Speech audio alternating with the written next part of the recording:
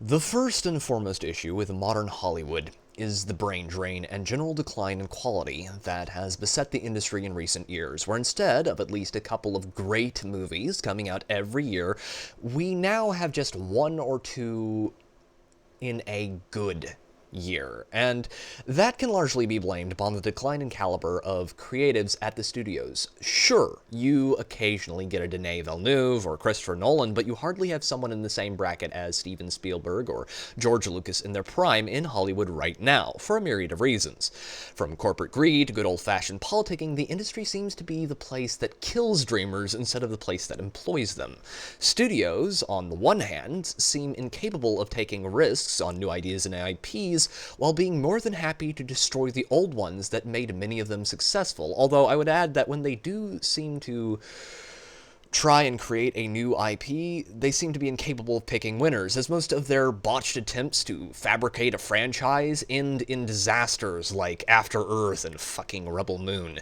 If the current course is held, the industry will continue to contract until they are a footnote industry. Hollywood will go the way of pulps and print newspapers, a curiosity only enjoyed by the antiquarian and eccentric who desires to taste the flavors of yesteryear. Political correctness, or as it is called in Le Current Year, wokery, is the second blight the film and TV industry currently battles. However, firstly, as there seems to be some confusion and hubbub in my comment section every time I bring this up, I would like to clearly define what I mean by wokery. Woke is not having people who occupy different sections of the crayon box from me in a movie. It is not having people who are LG or B in a film. What woke is intersectionalism written large. It is the modern cultural Marxism that has subsumed the entertainment industry to the point that they have checklists and quotas of identities creatives have to fill or else be labeled whatever politically charged expletive is popular that day. And let us be clear, most creatives in Hollywood are fine with this because they are themselves adherents to this ideology.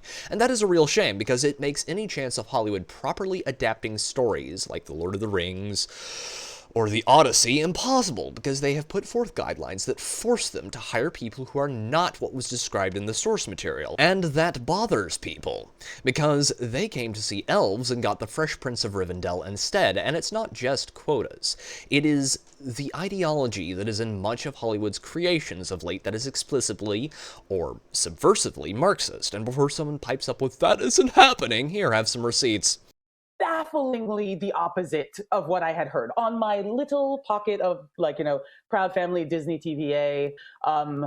The showrunners were super welcoming. Meredith Roberts and like our leadership over there has been so welcoming to like my like not at all secret gay agenda. And so like I feel like I felt like it was, I mean, like maybe it was that way in the past, but I guess like something must have happened in the last like they are turning it around, they're going hard. And then all that like momentum that I felt, like that sense of I don't have to be afraid to like, let's have these two characters kiss, let's in the background to start, like I was just wherever I could just basically adding queerness to like if you see anything queer in the show, I'm Proud Family, but like I just was like no one would stop me and no one was trying. There have been times where there's no way we're hiring a white male person. Just kind of unspoken. There are times when it's spoken, but How would they say it? there's no way we're hiring a white male person.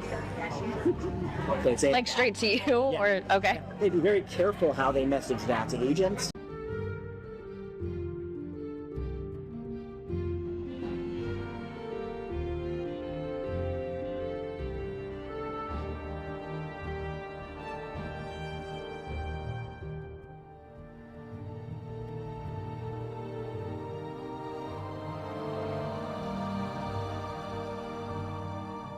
Well, behaviors are going to have to change, and this is one thing we're asking companies. You have to force behaviors, and Are we the baddies? Now, part of this can be blamed on the corporate nature of Hollywood. After all, most of your major studios have some connections to major investment groups.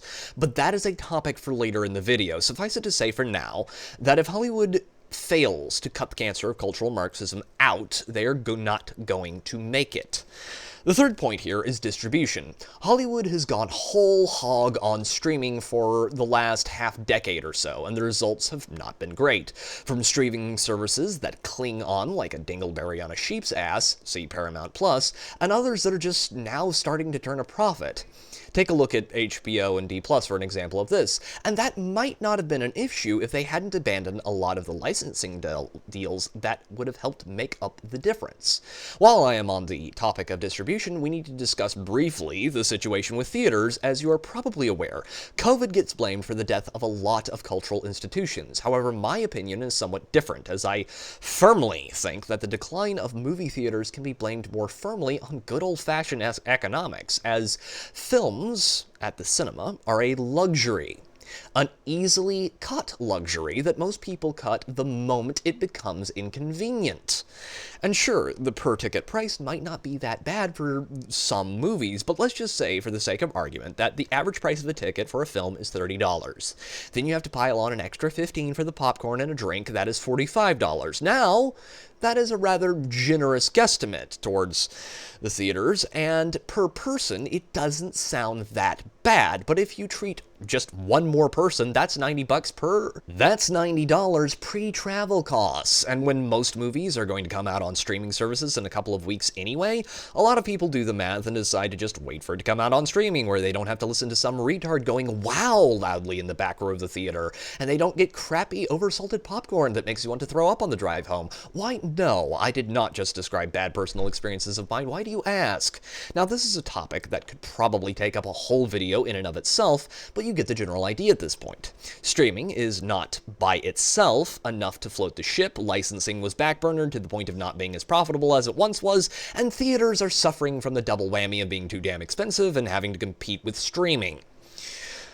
And that brings me nicely along to the competition. Hollywood is no longer the only dog in town when it comes to mainstream entertainment. Video games outgross Hollywood by a country mile, and while gaming as an industry has all of the issues that Hollywood does and more, it is also a lot more decentralized. The amount of control exerted by centralized studios is massive, but the power of independent studios and creatives is far greater, and so gaming is not as stagnant yet as Hollywood, and simply the volume of creation is much larger, and the amount of at least decent titles is also much larger, and thus the profitability is a lot higher. And the newer generations, the Gen Z and Alpha kids, are more invested in gaming than movies. Hollywood has failed to capture these generations for a lot of reasons, but it can all come down to the fact that on average they are not providing an entertainment experience on par with gaming, and so unless Hollywood gets a handle on their quality control, they are going to continue to fade into obscurity. And lastly, corporatism. Now look at who the executives were in those companies at those times. Not hip young guys. These were cigar-chomping old guys who looked at the product that came and said, I don't know. Who knows what it is? Record it, stick it out. If it sells, all right. We were better off with those guys than we are now with the supposedly hip young executives, you know, who are making the decisions of what people should see and hear in the marketplace. The purpose of any company is to make money. This applies to entertainment, just as it does to any other company. And in any other age, that was how things were handled. Studios were largely merit-based. Whether or not you got a sequel is determined by how well your previous movie did. And if something did poorly, then they didn't do more of that thing. If something did well, then as a general rule, we got covered in a gazillion and one usually inferior sequels and spin-offs. But that is no longer the case, as instead of flowing with the cultural river, Hollywood execs are trying to create their own. And if you need a good example of why that has failed, look at the now getting rebooted MCU, where Hollywood took a brand in the MCU that largely appealed to young dudes and some women, and changed it to be a brand that appeals to no one. They tried to. Well, behaviors are going to have to change, and this is one thing we're asking companies. You have to force behaviors. And the problem with that being that cultural trends are like a fart. If you just let it come, it will go in peace. But if you try to force it, you're going to wind up with pants full of shit and a hell of a lot of explaining to do. And on that shady note, ladies and gentlemen, those are, broadly speaking, the reasons why I think Hollywood is dying. I would love to hear what you all think, whether you agree or disagree with me. Tell me why down below. If you found this video informative or entertaining, please leave a like and consider subscribing for more videos like this one. And until next time, this has been Pete, the Radical Nerd, signing off.